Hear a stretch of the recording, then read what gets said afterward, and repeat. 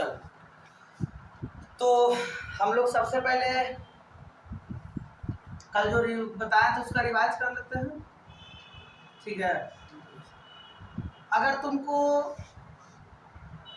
जानना हो कि किसी भी दो चर वाले रैखिक समीकरण का हल कितना होगा, ठीक है, हल कितना होगा, तो उसके लिए तुम लोगों को क्या बताया था, तीन कंडीशन बताए थे। कितना कंडीशन बताए थे? तीन कंडीशन बताए थे, जिसमें तुमको तीन कंडीशन कैसे याद करना था ये भी हम बताए थे। एक पहला था शर्त, क्या था? शर्त। एक था हलों की संख्या, हलों की संख्या, ठीक है, और एक क्वेश्चन था समीकरण कैसा हो, समीकरण कैसा हो, ठीक है। तो शर्त अगर बात करें हम लोग, अगर शर्त की बात करें हम लोग, तो शर्त की अगर बात करें तो सबसे पहले हम लोग क्या बोलेंगे कि कितना शर्त बताया था? तीन शर्त। कितना शर्त? तीन शर्त बताया, ठीक है। उन तीन शर्त में सबसे पहला शर्त क्या था? पहला शर्त था a1 by a2 is not equal to b1 by b2 is not equal to b1 by b2। मतलब कि अगर a1 by a2 और b1 by b2 दोनों इक्वल ना हो तो उसके कितने हल होंगे? एक हल, केवल एक हल। एक हल होंगे। कितने हल होंगे? केवल एक हल। तो इसका हम लोग क्या लिख देंगे, इसमें केवल एक हल होगा, केवल एक हल। अच्छा एक बात बताओ, ऐसे समीकरण को क्या नाम दिए थे? इसको बोले थे अविरोधी समीकरण। क्या बोले थे? अविरोधी समीकरण, ठीक है। इसका एक नाम और क्या क्या था? वो अद्वितीय संगत। संगत। क्या बोलते थे? संगत। अद्वितीय तो हल का नाम था। किसका नाम था? अद्वितीय हल का नाम था। मतलब कि केवल एक हल, मतलब कि अद्वितीय हल, ठीक है। फिर दूसरा कंडीशन आप लोगों को क्या बताए थे? ये पहला कंडीशन। दूसरा कंडीशन था a1 by a2 बराबर b1 by b2 और equal to c1 by c2। तो इसमें कितना हल होता था? अनगिनत। क्या? अनगिनत या अनंत हल। क्या? अनंत हल, अनंत हल, है ना। और इसमें समीकरण का नाम क्या था? आश्रित समीकरण था। क्या नाम था? आश्रित समीकरण नाम था, ठीक है। और उसके बाद तीसरा जो बताया था तुम लोग को, तीसरा बताया था a1 by a2 equal to b1 by b2 is not equal to c1 by c2, ठीक है।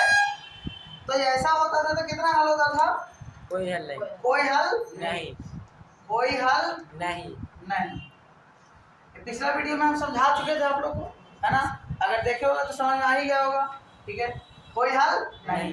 और इस तरह के समीकरण को हम लोग कैसे समीकरण कहते हैं? विरोधी कह सकते हो या फिर क्या कह सकते हो?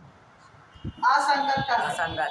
क्या कह सकते हो? असंगत। यही तीन कंडीशन है, यही तीन कंडीशन है, और इन्हीं तीन कंडीशन को हम लोग को लेकर चलना है। अब आते हैं हम लोग किस पर? सवालों पर, ठीक है। तो सवाल पर आने से पहले ये चीज़ याद होना चाहिए कि आप लोग का ये है क्या, ठीक है ना। जब तक ये चीज़ आप लोग को पता नहीं रहेगा तब तक नहीं आप लोग बना पाओगे।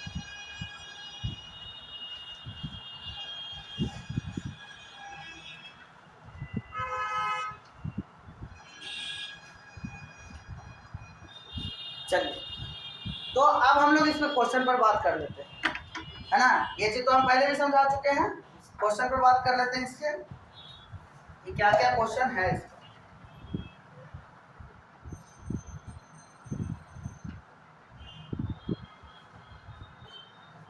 इसमें कोई दिक्कत नहीं ना किसी को?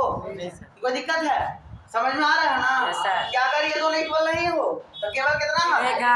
एक हल होगा। ऐसा समीकरण होगा अविरोधी होगा, क्या कहेंगे? संगत समीकरण भी कह सकते हो। दूसरी बात है कि a1 by a2 बराबर b1 by b2 और c1 बराबर c2 अगर तीनों हो गया तो ये कैसा? अनंत हल होगा। और समीकरण कैसे कहलाएगा? आश्रित कहलाएगा। अगर दो बराबर और तीसरा बराबर नहीं हुआ तो कोई हल नहीं होगा, और साथ साथ कैसा कहलाएगा? असंगत कहलाएगा, या फिर क्या कह सकते हो उसको? विरोधी। विरोधी भी कह सकते हैं। इसमें कोई दिक्कत नहीं होना चाहिए।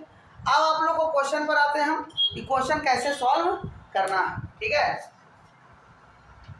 तो आपको सबसे पहला क्वेश्चन दो चर वाले रैखिक समीकरण का क्या है वो चीज निकालिए, फटाक से निकालिए बुक में। क्या है? दो चर वाले रैखिक समीकरण। ठीक है,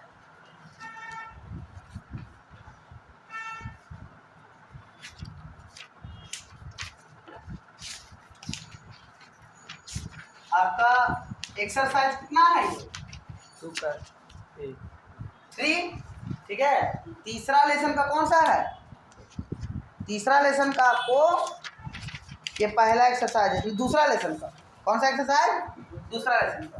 ठीक है ना, दूसरा का तो आप लोग पहले से ट्राई किए थे। यस भारती भवन।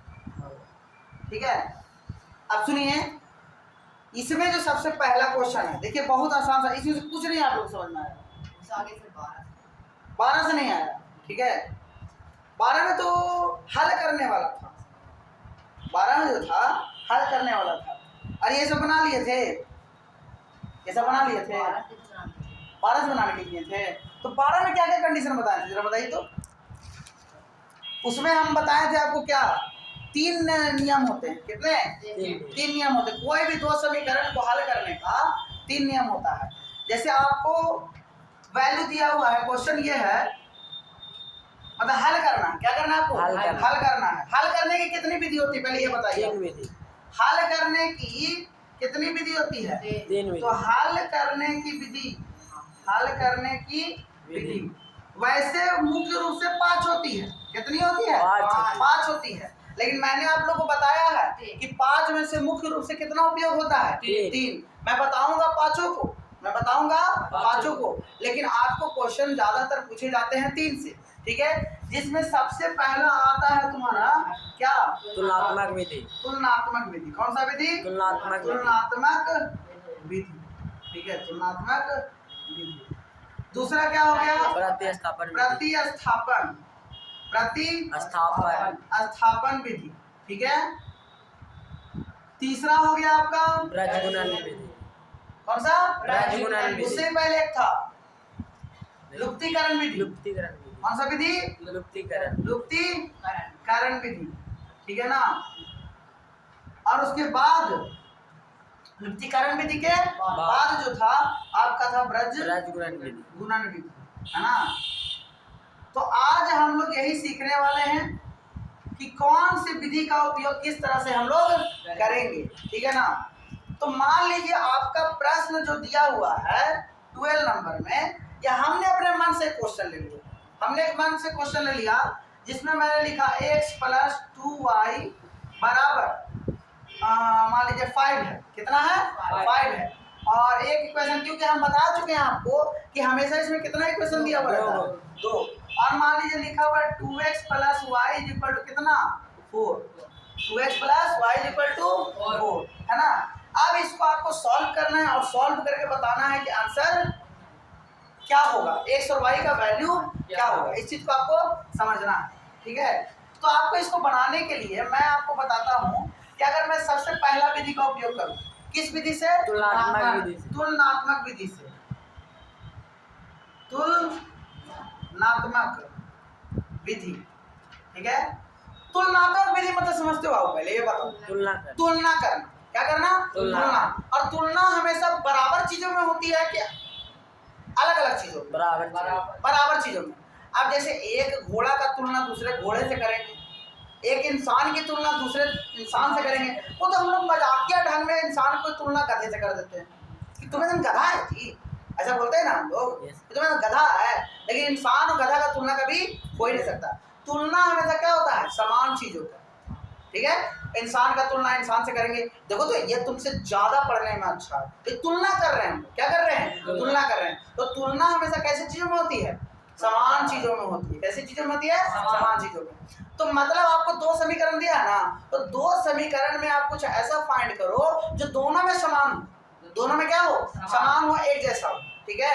अब जैसे कहने का मतलब हुआ कि इसमें आपको दो दिया हुआ है समीकरण, एक पहला दिया, देखिए हम यहाँ से हल निकाल रहे हैं। क्या निकाल रहे हैं? हल। पहला समीकरण दिया x + 2y बराबर कितना है? 5। आप इससे से x या y का वैल्यू निकालो। क्या करो? x या y का वैल्यू निकाल लो। वो कैसे निकालेंगे बताओ? x का वैल्यू निकालोगे तो 5 माइनस क्या हो जाएगा? 2y। x की वैल्यू निकालोगे तो 5 माइनस क्या हो जाएगा? 2y। इसको इक्वेशन नंबर क्या मान लो? 1 मान लो। अब दूसरे में चलो और लिखो 2x + y बराबर कितना? 4। अगर इससे तुम x का वैल्यू निकाले हो तो इससे भी क्या करो? x का वैल्यू निकालो। अगर इससे x का वैल्यू निकाले हो तो इससे भी x का वैल्यू निकालो। ठीक है ना? तो कहने का मतलब हुआ कि इससे कैसे निकालेंगे? 2x + y, तो y प्लस में उधर जाकर क्या हो जाएगा? माइनस में, तो 4 - y।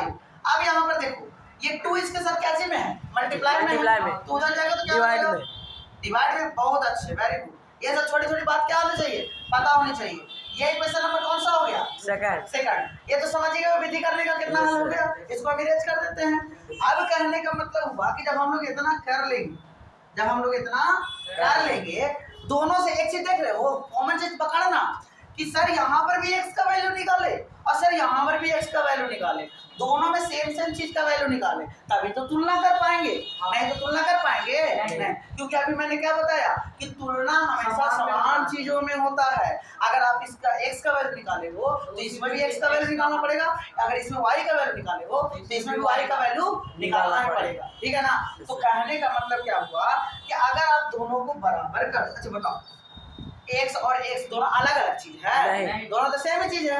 ये LHS कहलाता है, ये RHS कहलाता है। ये LHS कहलाता है, ये RHS कहलाता है। हिंदी में हो गया बायां पक्ष और दायां पक्ष, है ना? तो कहने का मतलब ये हुआ कि अगर LHS सेम है तो RHS सेम नहीं होगा? तो होगा तो दोनों को बराबर कर देंगे। लिखेंगे यहाँ पर क्या? समीकरण 1 और 2 से। क्या लिखेंगे? समीकरण 1 और 2 से। तो 1 और 2 से क्या लिखेंगे? 5 - 2y बराबर क्या हो जाएगा? 4 - y/2। समझना बच्चों, अगर दिक्कत हो तो पूछ लेना। ठीक है ना? मेन मकसद होना चाहिए समझना। अगर दिक्कत होती है तो तुरंत पूछना कि हाँ इस तरह से दिक्कत आ रही है। ठीक है ना?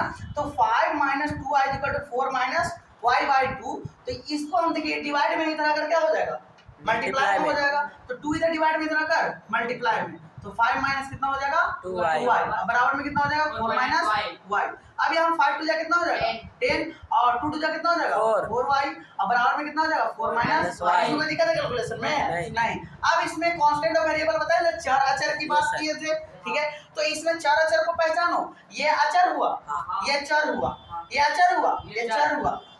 तो हमारा काम क्या बनता है कि अचर को अचर के पास भेज दें और चर को चर के पास भेज दें।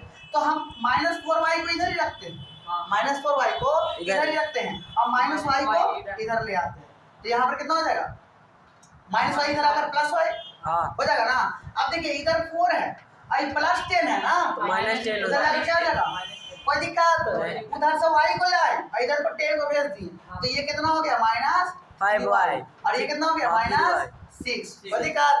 अब y से इसका वैल्यू निकालोगे तो -6 और ये इसके साथ इनटू में है, इधर आकर डिवाइड में हो जाएगा। -3 2 जा कितना आंसर आ गया? y कितना आ गया? y/2। लेकिन खाली हमको y का वैल्यू निकालना है, x का भी तो वैल्यू निकालना है। तो x का वैल्यू निकालना है तो क्या करेंगे? किसी एक में जाकर पुट कर दो। क्या करोगे? किसी एक में जाकर पुट कर दो। तो लिखेंगे हम लोग क्या लिखेंगे? समीकरण 1 में y का मान, y का मान समीकरण 1 में रखने पर तो 1 में रखने पर मतलब क्या हो जाएगा? y का मान जब 1 में रखेंगे तो x बराबर कहाँ था? 5 - 2y था। क्या था? 5 - 2y। तो यहाँ पर पुट करोगे तो 5 - 2 × 2 हो जाएगा। Yes sir. तो कितना जाएगा? 2 × 4। अब 5 में 4 गया तो 1 हो गया। x का वैल्यू कितना हो गया? 1 और y का मान कितना हो गया? 2। कोई दिक्कत नहीं? किसी तरह का नहीं सर। समझ में आ गया? इसको कौन सा विधि कहते हैं? तुलनात्मक विधि। कौन सा विधि कहते हैं? तुलनात्मक विधि। एकदम याद हो जाना चाहिए, किसी तरह कोई दिक्कत नहीं होना चाहिए। दिक्कत आए तो समझो कि सर का पढ़ाना व्यर्थ और आपका पढ़ना व्यर्थ। दिक्कत हुई तो मेरा पढ़ाना व्यर्थ हो, आपका पढ़ना व्यर्थ। जब हम पढ़ाएं और आप सीखे ही नहीं तो ऐसा पढ़ाएगा कौन काम? बोलिए कोई काम? हम खाना खा ले मेरा भूखे ना मिटे, तो सर खाना खाए से कोई काम होता है? नहीं सर। कोई काम नहीं। खाना ऐसा खाना चाहिए जिससे भूख मिट जाए, तो जब पढ़ाई ऐसा करना है जिससे हमको ज्ञान कुछ हो जाए, है ना? तो वही बात है। तो ये पहला विधि हुआ बाबू, कौन सा विधि? तुलनात्मक विधि। कोई भी प्रॉब्लम तो नहीं होना चाहिए, ठीक है? इसको लिख लीजिए बढ़िया से, फटाक से लिखिए तो।